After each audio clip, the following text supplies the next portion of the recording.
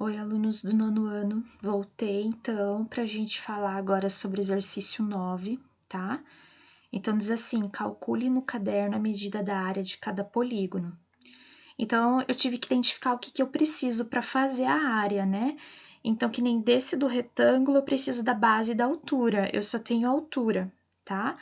Então, eu chamei a base de x. Aí, eu olhei para esse triângulo aqui, ó, que eu tenho um ângulo de 30, e eu identifiquei que o meu x é o cateto adjacente e o 4 raiz de 3 é o cateto oposto.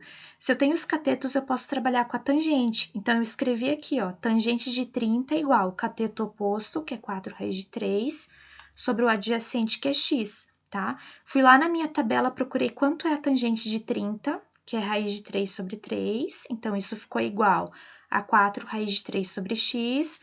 Multipliquei cruzado, isolei o x igual a 12, tá? Então, a base é 12. Para fazer a área, preciso fazer base vezes altura. Então, é 12 vezes 4 raiz de 3, que daí dá esse valor que tá aqui, ó. A área mede 48 raiz de 3 centímetros quadrados, certo? Agora, eu tenho um trapézio isósceles, tá? Na letra B. Significa que esse lado é igual a esse, né? Então, o que eu tinha? Eu tinha 3 centímetros, 120 aqui o ângulo de fora e a altura de 5 raiz de 3.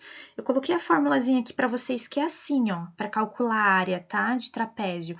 Base maior mais base menor, tudo isso vezes a altura, dividido por 2.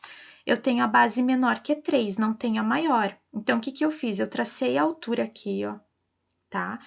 Aonde eu consigo chegar nesse triângulo retângulo. Aqui é 60, porque tem que fechar 180 graus, né, no total. O que eu tenho desse meu triângulo retângulo aqui? Eu tenho o cateto oposto e tenho o adjacente. Então, eu posso usar a tangente de 60, tá? Tangente de 60 é quem? Cateto oposto, que é 5 raiz de 3, sobre o adjacente, que é x. Aí, eu fui lá na tabela, procurei quem é a tangente de 60, que é a raiz de 3, ó. Então, ficou raiz de 3 igual a 5 raiz de 3 sobre x. Multipliquei cruzado, isolei meu x é 5, tá? Então, aqui é 5, tá? E desse lado aqui também é 5, tá? Pelo fato dele ser um trapézio isósceles, tá? Então, como que ficou minha base maior? É 5 mais 3 mais 5, né? Então, a minha base maior é 3, por isso que eu coloquei aqui 3. Então, ficou base maior 13, né? Então, ficou 13, mais 3, que é a base menor. Tudo isso aqui dá 16, né? Eu multiplico isso pela altura, que é 5 raiz de 3, e divido por 2, onde eu vou chegar nesse resultado aqui, que é de 40 raiz de 3, certo? E na letra C, a gente tem um losango, tá? Então, nesse losango aqui, ele tá no formato de na posição de um losango, mas ele é um quadrado, tá? Que um quadrado, ele pode estar nesse posicionamento, tá? Assim. Então, só que quando um losango é um quadrado, o que acontece? As diagonais, que nem aqui eu tenho uma diagonal, né? E aqui eu tenho outra, elas são iguais. Então, por isso que eu marquei que essa medida aqui é 6 raiz de 2, tá? Para fazer a área do quadrado, eu preciso da medida do lado. Então, eu chamei aqui de L. Aí, eu olhei para esse triângulo retângulo aqui e eu descobri o que eu tenho. Eu tenho o cateto oposto e eu tenho a hipotenusa. Então, por isso que eu usei o seno, tá? Seno de 45, que vai ser quem? O L, que é o cateto oposto, sobre a hipotenusa, que é 6 raiz de 2, tá? Eu fui lá na tabela e procurei quem é o seno de 45, que é raiz de 2 sobre 2. Então, ficou raiz de 2 sobre 2 igual a L sobre 6 raiz de 2. Multipliquei cruzado, isolei o L. O L é 6. Aí, para fazer a área do quadrado, é só fazer 6 ao quadrado, que é 36, ok? Questão 9. Aí, questão 10. Para calcular a medida da largura de um rio, um topógrafo usou como referência uma estaca, fincada por ele em uma árvore, localizada na outra margem. Observe, qual é a medida da largura aproximada do rio nesse ponto. Então, aqui, ó, já tenho até o meu triângulo retângulo aqui, ó. O que eu quero é esse X. Você tem os catetos, né? Esse é o oposto, esse é o adjacente. Então, você vai usar a tangente de 75. O que é o cateto oposto sobre o adjacente, que é x sobre 3. Lá na tabela, a tangente de 75 é esse valor aqui. Então, eu passo 3 multiplicando. Aí, eu vou achar que é x igual a 11,196, né? Então, largura aproximada do rio mede 11,2 metros, ok? Questão 11. No quadrilátero ABCD, os pontos A, D e E estão alinhados, né? Aqui, ó, formam uma reta. Calcule no caderno e determine. Ele quer o BD. Então, o que eu fiz aqui no cantinho para vocês? Eu fui aplicando o teorema de Pitágoras, por exemplo, porque eu não tinha esse x aqui, ó, do primeiro triângulo. Eu tinha o 5 e o 13. O x é um dos catetos, né? O 13 é a hipotenusa. Então, ficou 13 ao quadrado igual a x quadrado mais 5 ao quadrado. Terminando de resolver isso aqui, eu vou achar o meu x igual a 12, ó. Coloquei aqui. Aí, eu fiz de novo Pitágoras para poder achar o meu y aqui, ó, que é a hipotenusa do segundo triângulo. Então, ficaria hipotenusa ao quadrado, y ao quadrado, igual a 12 ao quadrado mais 9 ao quadrado. Terminando de resolver isso aqui, eu vou achar meu y15, que é o BD que ele quer, certo? Agora, ele pede o cosseno do ângulo C, tá? Então, o cosseno, do que eu preciso? Do cateto adjacente, né? Eu preciso do cateto adjacente sobre a hipotenusa, né? Só que aí o que acontece?